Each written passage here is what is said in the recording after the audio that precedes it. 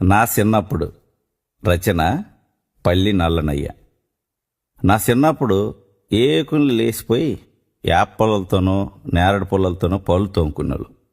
కొంతమంది అయితే పిడక కచ్చితోనో మసిబొగ్గుతోనో పళ్ళు తోముకొని తాటిరేకులతో నాలుక మీద ఉన్న పాసిన గీసుకునేవాళ్ళు.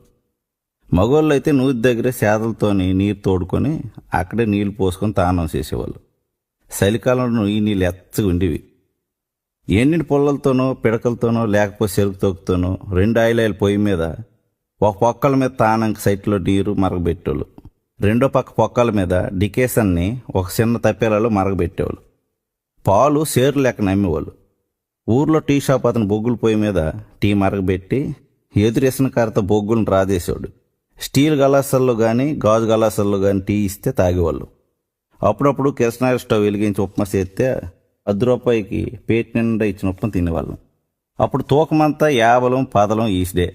ఎవరైనా మేక గొర్రె వేస్తే మాంసాన్ని గిన్నొట్టుకొని జిబ్బితో ఉన్న కాటలో ఈసిడేస్తే తెచ్చేవాళ్ళు. ధాన్యం దంచి చెరిగేసి ఆ బియ్యంతోనే అన్నం వండేవాళ్ళు. 3 పూట్ల అన్నం తింటాడంటే ఆడు పెద్ద హనుమంతుడు అనమాట. ఉదయం సల్లంది, మధ్యాహ్నం కొంత అన్నం, మరి కొంత సోడాంబలి, పొద్దుగుంకే సమయంలో అలబొద్దు, రాత్రి 2 మెతుకులు తినేవాళ్ళు. మరీ లేనోళ్ళు అయితే పచ్చిధాన్యాన్ని ఉడకబెట్టి గడపలో ఆరేసి ఆరిన తర్వాత రోట్లో వేసి 3 రోకలతో ఒకరి రోకలు ఇంకొకరు తగలకుండా లయబద్ధంగా దంచేసి చెరిగేసి వచ్చిన బియ్యంతోనే అన్నం వండేవాళ్ళు. నూకలు జావ చేసి తినేవాళ్ళు.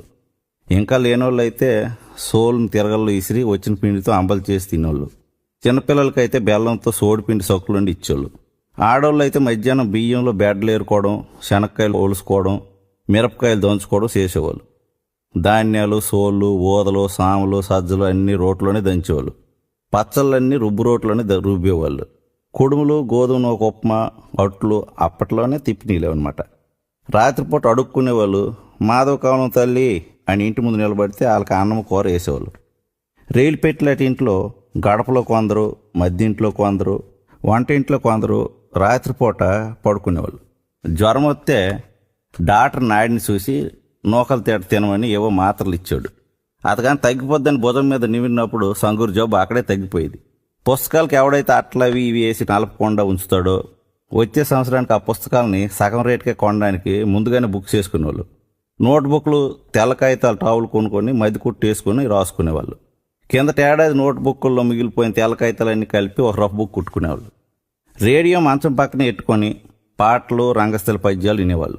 యాసీకాలం ఆరుబయటే మంచాలు వేసి తొంగునేవాళ్ళు. లోపల ఒక్కపోస్తే ఇసనకారతో ఇసురుకొని నిద్రలోకి జారుకునేవాళ్ళు. సైకిల్ నేర్చుకోవడానికి గంటకు 10 పైసలు అద్దిచ్చి సైకిల్పై మంకీ తొక్కి వెనక ఫ్రెండ్స్